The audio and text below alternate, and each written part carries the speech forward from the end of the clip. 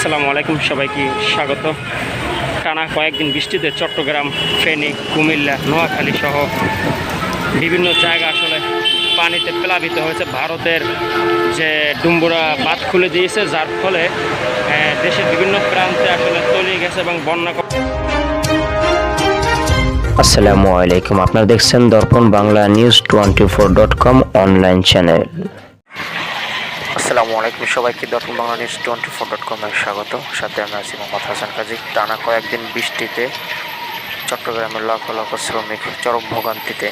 ফেনী, কুমিল্লা, নোয়াখালী সহ বিভিন্ন জায়গা আসলে পানিতে প্লাবিত হয়েছে। ভারতের যে ডুম্বুরা বাঁধ খুলে দিয়েছে, যার ফলে দেশের বিভিন্ন প্রান্তে আসলে তলিয়ে গেছে এবং বন্যা কবলিত হাজার হাজার মানুষ পড়ছে, বন্যায় ডুবে যাচ্ছে। তো সব মিলিয়ে আসলে অনেকটাই দুর্ভোগ পাচ্ছে দেশের মানুষ। তো সব মিলিয়ে আমরা দেখতে পাচ্ছি যে চট্টগ্রামের যে গার্মেন্টস সেক্টরগুলো খোলা, তো সেখানেও আমরা দেখছি সকলের কর্মস্থলে যোগ দিতে অনেকটা বেগ পেতে হচ্ছে এবং সাধারণ মানুষের অনেক কষ্ট হচ্ছে। আমরা দেখতে পাচ্ছি সর্বদিক মিলিয়ে দেখতে পাচ্ছেন ইতিমধ্যে যে গার্মেন্টসের অবস্থা, এই বৃষ্টি টানা লাগাতার বৃষ্টিতে আসলে অবস্থা খুবই নাজেহাল হচ্ছে। তীব্র যানজটের কবলে পড়ছে, সব জায়গায় যানজট। টানা বৃষ্টিতে চট্টগ্রাম, ফেনী, নোয়াখালী সহ বিভিন্ন জায়গায় শত শত গ্রাম প্লাবিত হয়েছে। এর ভিতরে আমরা চট্টগ্রাম থেকে সর্বশেষ দেখাচ্ছি।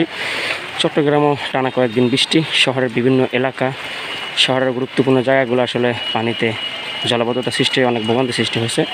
বিশেষ করে শহর অঞ্চলে যারা রয়েছে গার্মেন্টস শ্রমিক, তারা সকালে আসলে তাদের কর্মস্থলে যোগ দিতে অনেকটা বেগ পেতে হচ্ছে। অনেক ক্ষেত্রে গাড়িও দেয় না, যাতে করে মানুষের হেঁটে যেতে হচ্ছে। এটা একটা দুর্ভোগ। সর্বশেষ অবস্থা অনুযায়ী বোঝা যাচ্ছে যে আসলে এই বৃষ্টি যদি টানা আরও কয়েকদিন থাকে, তাহলে দেশের আরও বিভিন্ন জায়গায় প্লাবিত হওয়ার সম্ভাবনা রয়েছে। আর ভারতের যে বাঁধগুলো রয়েছে, বেশ ডুম্বুরা বাঁধটি আসলে ছেড়ে দেওয়ার ফলে দীর্ঘ 30 বছর পর এই ডুম্বুরা বাঁধ ছেড়ে দিয়েছে, যার ফলে বাংলাদেশের বিভিন্ন জায়গা প্লাবিত হয়েছে। অনেক সমস্যা, দুর্ভোগের ভিতরে পড়ছে হাজার হাজার মানুষ এবং বন্যা সৃষ্টি হয়েছে, অনেক অবস্থা অবনতি হয়েছে বন্যা। সর্বশেষ ভারতের এই কাজটা উচিত হয়নি, এরকমের তাদের এই যে ডুম্বুরা যে বাঁধ রয়েছে ভারতের, সেটা ছেড়ে দেওয়াটা উচিত হয়নি। এতে বাংলাদেশের মানুষের অনেক দুর্ভোগ এবং ভোগান্তি হচ্ছে।